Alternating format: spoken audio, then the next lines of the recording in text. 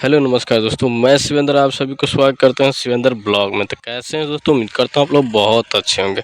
दोस्तों बता दूं कि बद्री झा और खेसारी लाल यादव का एक रील वीडियो आप लोग थोड़ा सा क्लिप मेरे वीडियो में देखे होंगे, जो कि काफ़ी गजब का रील लगा और काफ़ी बवाल होने वाला है।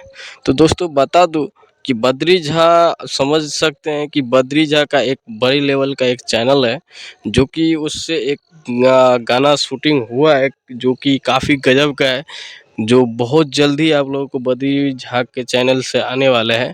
और भाई लोग एक गाना काफ़ी और बेहतरीन बना है, जो कि बैक टू बैक आप लोगों को 4 या 5 तारीख को देखने के लिए मिलेगा, जो कि काफ़ी गजब का है। और पोस्टर का बात करूँ तो भाई लोग कल पोस्टर रिलीज़ किया जाएगा। तो दोस्तों जैसे ही आता है तो आप लोगों को वीडियो के माध्यम से इन्फॉर्म कर दूंगा। दोस्तों चलते हैं, अगले वीडियो मिलेंगे फिर से आप लोगों के साथ।